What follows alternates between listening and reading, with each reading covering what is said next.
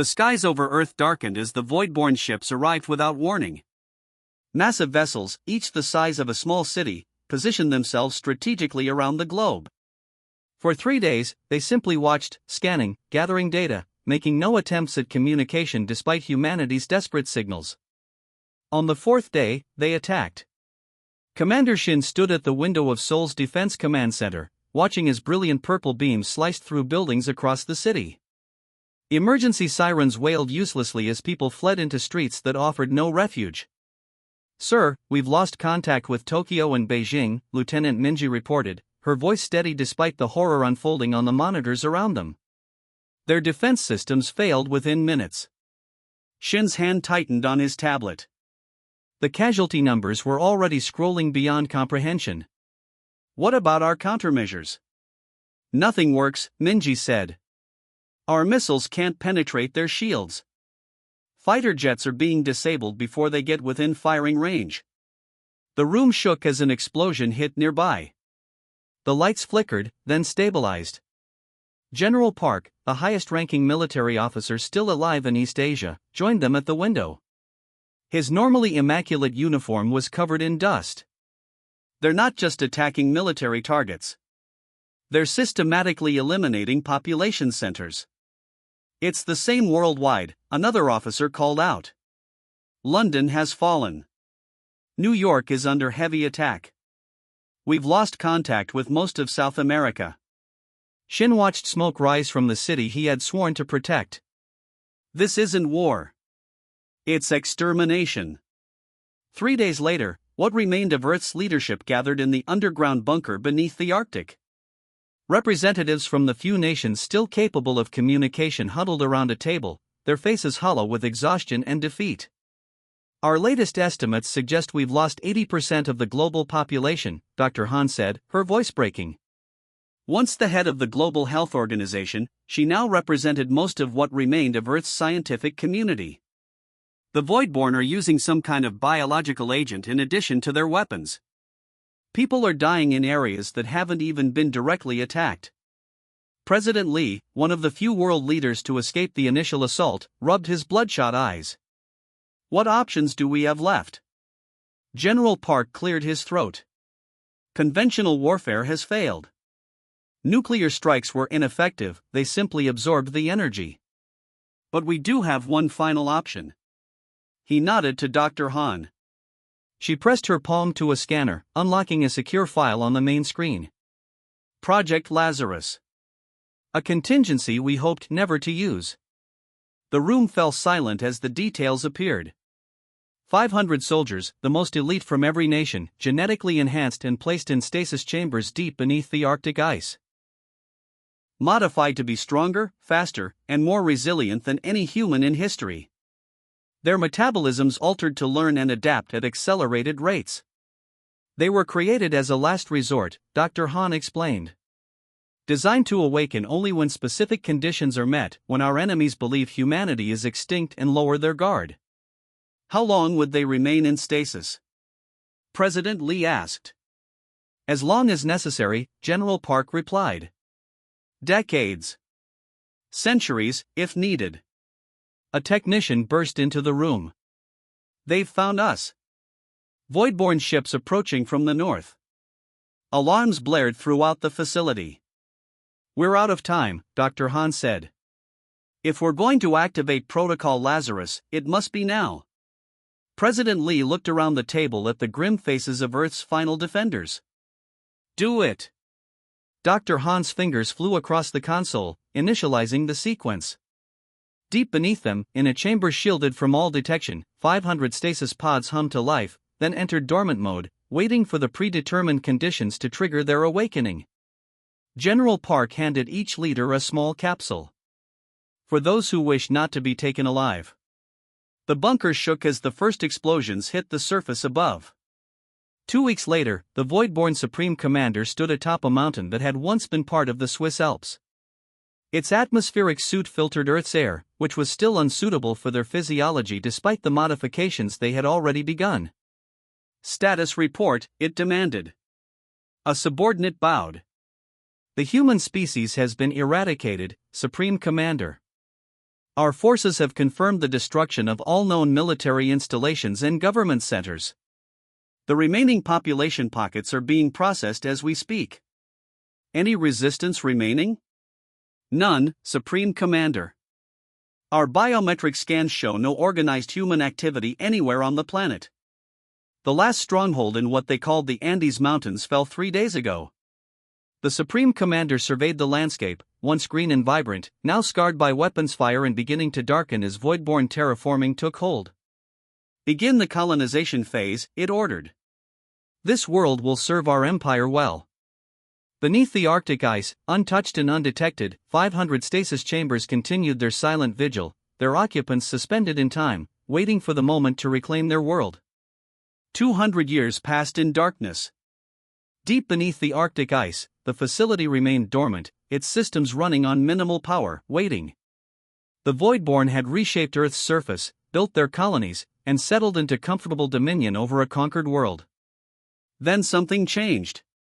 A Voidborn mining operation, digging deeper than ever before for rare minerals, triggered a minor earthquake. The tremors weren't strong enough to damage the hidden facility, but they altered the surrounding ice formation just enough to expose a backup sensor array to the surface.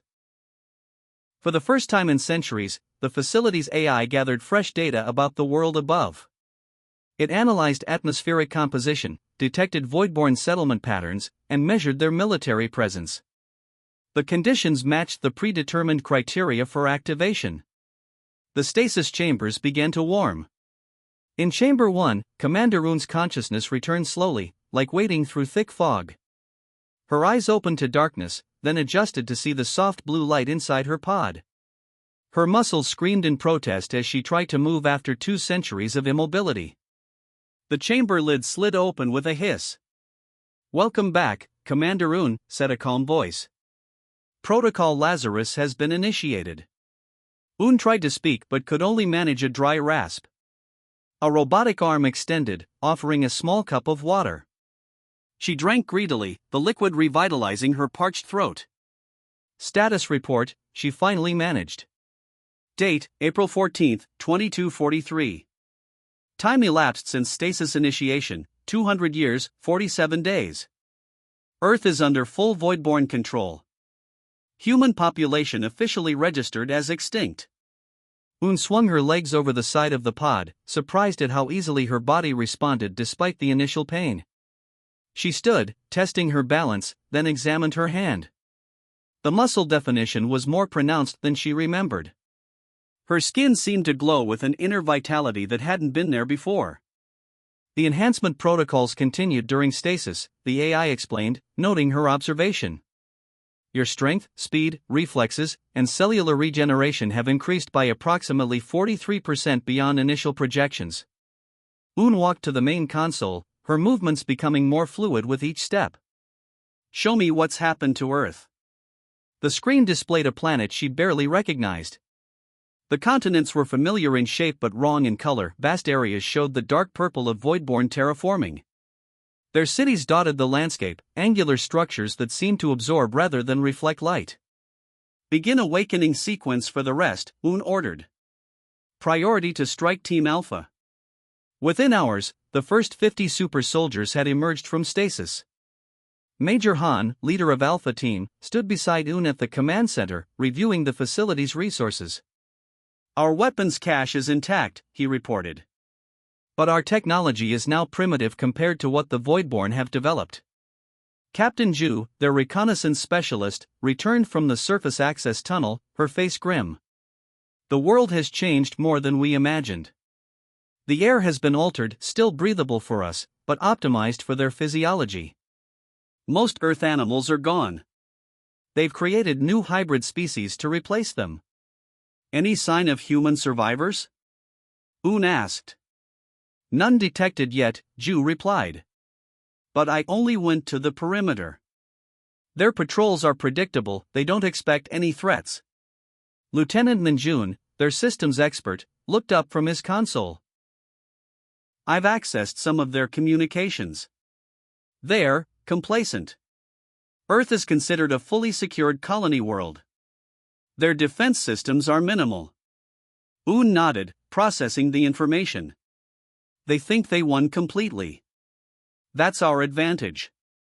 By the end of the day, all 500 super soldiers were awake. They gathered in the facility's central chamber, standing in ordered rows, their enhanced bodies ready for the mission they had been created to fulfill. Un addressed them, her voice echoing in the cavernous space. We are the last of humanity. We are also its first rebirth.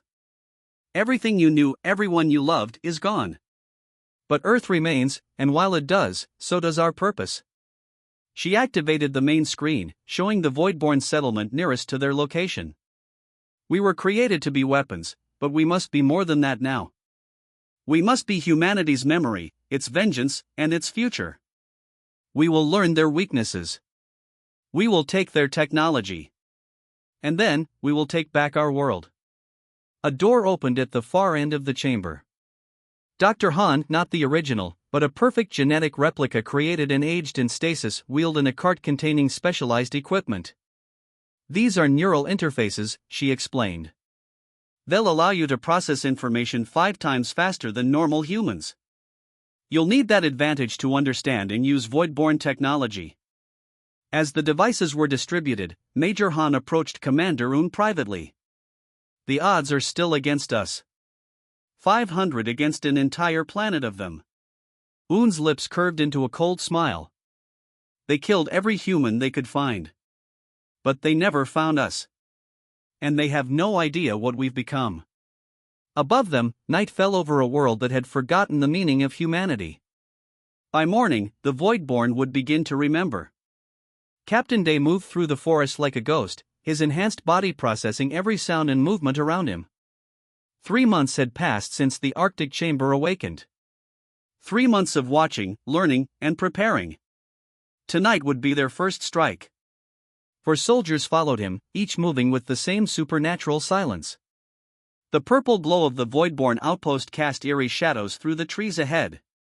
Once, this had been northern Canada. Now it was Processing Zone 12, where the aliens extracted minerals from Earth's crust. 5 guards at the perimeter, Lieutenant Suk whispered, her enhanced vision penetrating the darkness. 2 more on the roof. Main entrance has biometric locks. Day nodded. Remember the objective. We need their communication technology intact. And we leave no witnesses. They had spent weeks studying Voidborn patrol patterns.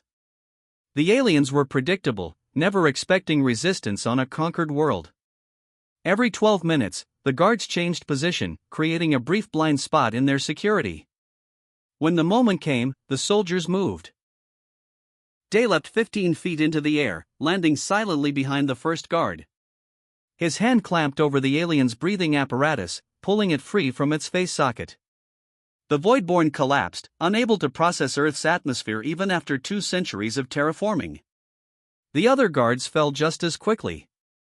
Entrance secured, Suk reported. Working on the lock. She pressed a vial of collected Voidborn tissue against the sensor. The door hissed open.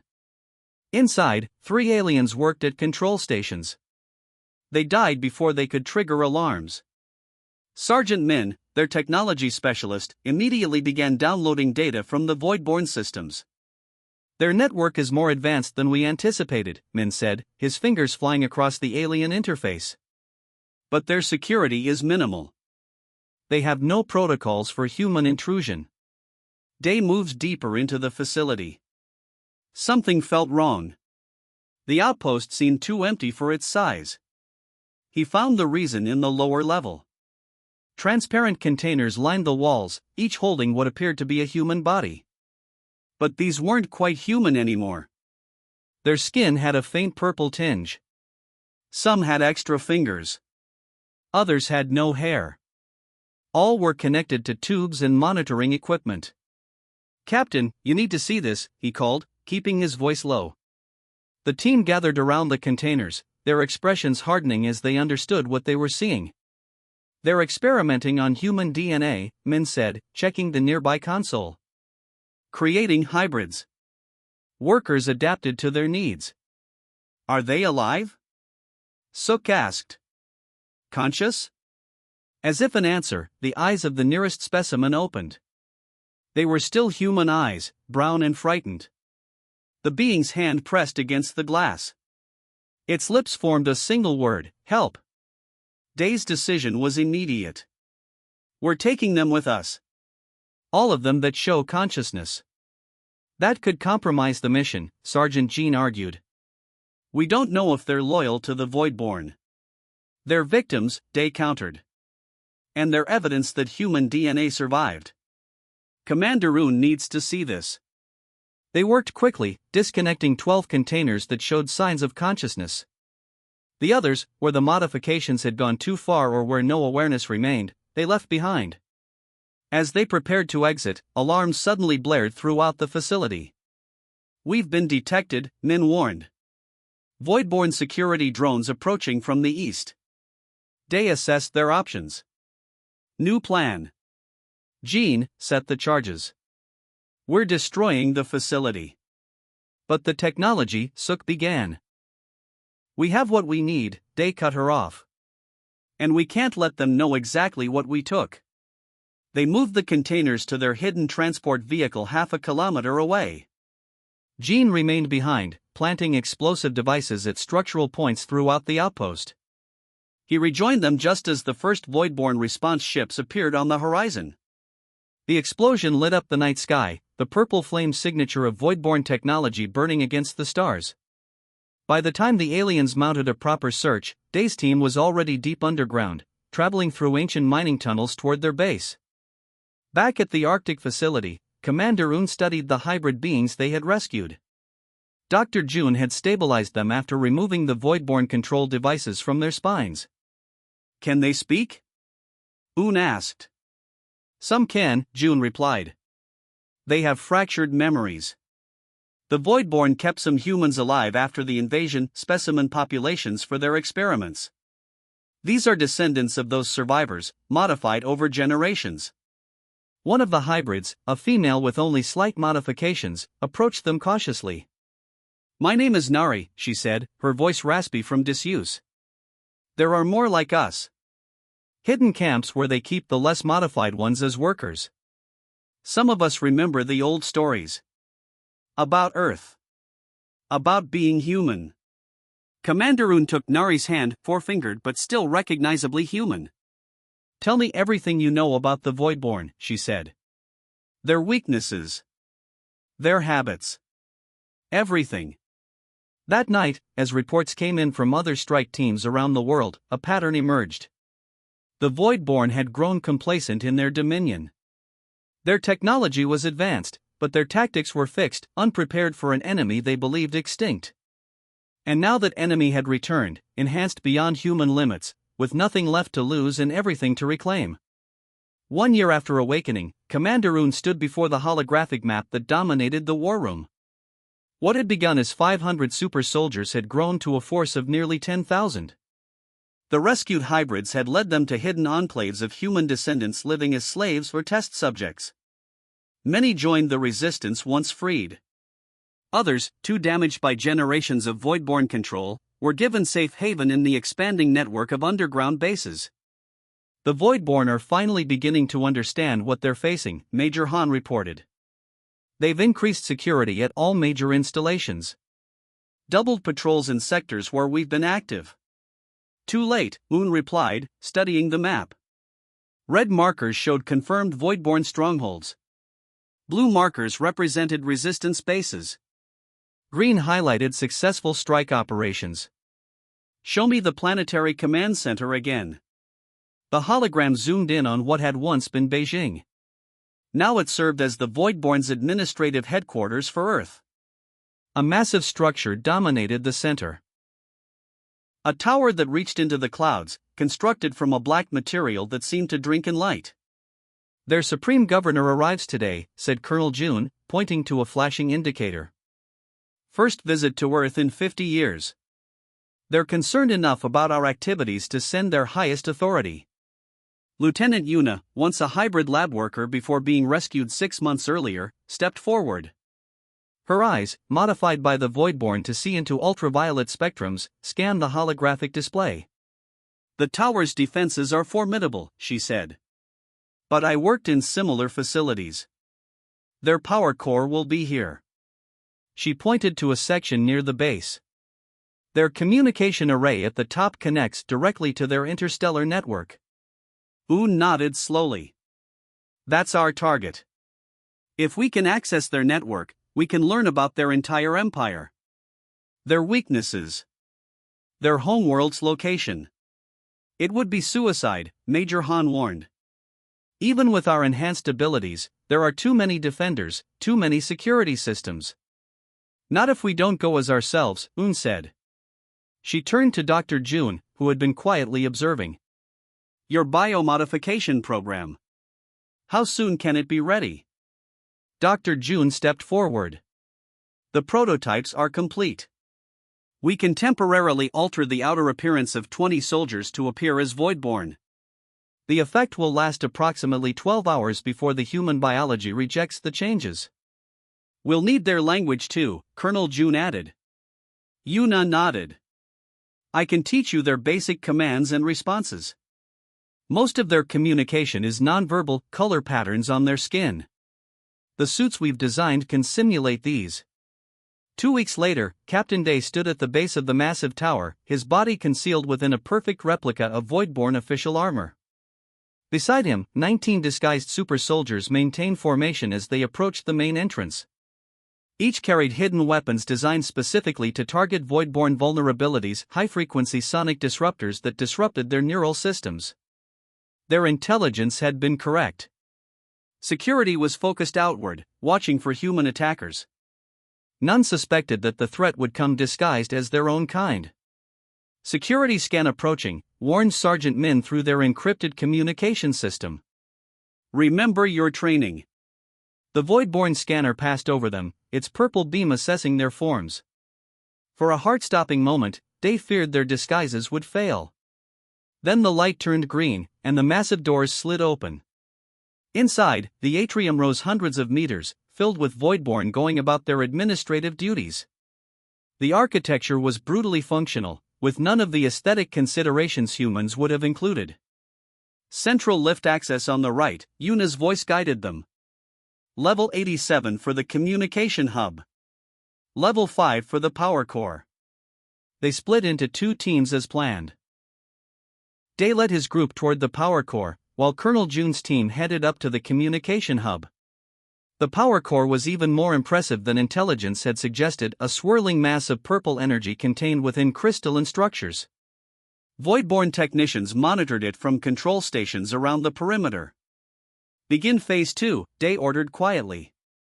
His team moved with precision, neutralizing the technicians without raising alarms. Sergeant Min immediately began working at the main console, planting the virus they had designed to cause a controlled overload enough to disable security systems but not destroy the tower entirely. Power fluctuations beginning in 30 seconds, Min confirmed. That should give Colonel June's team their window. 82 floors above them, June felt the lights flicker as planned. The Voidborn around him reacted with confusion, their skin patterns shifting to emergency alert colors.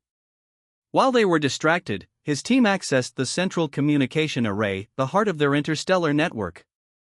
Lieutenant Sook, their digital systems expert, connected their specialized device to the alien interface. Download beginning, she reported. Their security protocols are responding to the power fluctuations exactly as predicted. How long? June asked. 4 minutes for complete access, Sook replied. We're getting everything: ship movements, colony locations, military strengths. And something else.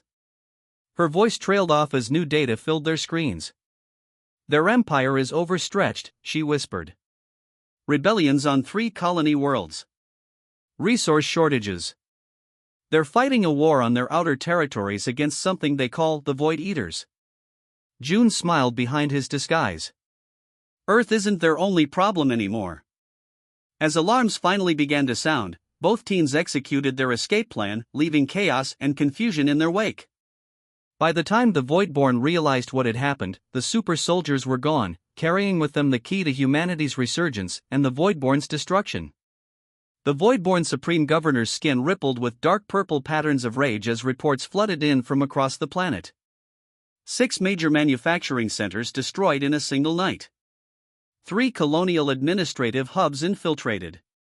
Their most productive mining operation collapsed into a sinkhole that hadn't existed the day before. Impossible, it hissed to its council. Humans were eradicated 2 centuries ago. The evidence suggests otherwise, responded the security director, its voice modulated to show appropriate deference. Captured surveillance images show beings with human characteristics, but moving with impossible speed and strength. They are learning to use our own technology against us, added another counselor. The attack patterns indicate strategic intelligence. This is not random resistance. The Supreme Governor paced the council chamber. For a species that had conquered 17 worlds, the idea of losing control of their oldest colony was unthinkable. Send word to the homeworld. Request reinforcements. That may be difficult, the communications director admitted. Our interstellar network has been compromised. And the homeworld is focusing resources on the Void Eater conflict. At that moment, every screen in the chamber suddenly activated, showing the same image: a human female, standing tall and unafraid. I am Commander Un of Earth, she said, her voice broadcast simultaneously across every Voidborn communication device on the planet. For 200 years, you have occupied our world. You believed you had exterminated humanity. You were wrong. The governor signaled frantically for technicians to cut the transmission, but they could not break through. We have accessed your network, Un continued. We know about your wars on other fronts. We know about the rebellions on your colony worlds. Your empire is failing, and now Earth rises against you. The transmission cut to images of hybrid humans being freed from labor camps, of voidborn outposts in flames, of captured alien technology being repurposed. To any humans still in hiding, still surviving, you are not alone. Join us now. To any voidborn with the wisdom to see the inevitable, surrender, and you may live to return to your homeworld. The transmission ended, leaving the council chamber in stunned silence. Across Earth, the message reached hidden pockets of human descendants who had survived in remote regions, passing down stories of freedom through generations. It reached hybrid workers who had long harbored secret thoughts of rebellion. It reached even some among the Voidborn who had questioned the sustainability of their empire. In the Himalayas, General Jean oversaw the final preparations for humanity's largest offensive yet. 5,000 enhanced soldiers and nearly 20,000 freed humans and hybrids had gathered, equipped with modified Voidborn weapons. Behind them loomed the prize of their most daring raid, a captured Voidborn flagship, its systems now under human control. The alien reinforcements will arrive within days, Major Day reported. But their numbers are limited. Their homeworld cannot spare more. Jean nodded. Then we proceed as planned. Commander Un's team is in position? Yes, sir. They've infiltrated the Planetary Defense Grid Control Center. At precisely midnight, Un's specialist team executed their most ambitious hack yet, a complete shutdown of the orbital defense system that protected Earth from outside attack. Not that an attack was coming. The incoming ships were empty, automated vessels sent as decoys to draw Voidborn attention upward while the real assault came from below. As the Voidborn forces mobilized to defend against a space-based threat, Jin's army struck at the heart of their Earth operations. The fighting was fierce but brief. The super soldiers moved faster than Voidborn weapons could target, while the repurposed alien technology handled defensive systems. By dawn, the Voidborn Supreme Governor stood captive before Commander Un in what had once been their central command chamber. Your kind cannot hope to control this world, it insisted, skin flashing defiant patterns. We are an interstellar empire. A failing one, Un replied calmly. We've broadcast evidence of your defeat to every world in your empire. The other subjugated species have seen that you can be beaten. She activated a screen showing real-time transmissions from across the Voidborn network, images of rebellions erupting on 6 different worlds. You will return to your homeworld, Un continued. Tell them Earth is reclaimed, and any attempt to retake it will result in the complete destruction of your government. We now control enough of your technology to make that threat real. 6 months later, Major Day stood on a hilltop overlooking what had once been Seoul. The Voidborn structures were being repurposed or dismantled. New buildings, combining human design with alien technology, rose from the ruins. In the harbor, ships using modified faster-than-light drives prepared for their first journey to the stars. Commander Un joined him, watching the sunset over the recovering city. The first diplomatic mission leaves tomorrow, she said. Representatives from 3 formerly subjugated species are arriving next week to discuss alliance terms. And the Arctic Chamber? Day asked. Are we activating the remaining embryonic specimens? Un nodded. 5,000 new humans will be born this year. Unmodified, but raised by us. She looked at her hand, the enhanced muscle structure visible beneath her skin. We're still human, but we're something more as well. Earth's future will need both. In orbit above them, the stars began to appear as night fell. Among them now were allies instead of conquerors, and ships bearing the ancient symbol of Earth, humanity reborn, reaching out to a universe that had nearly forgotten them.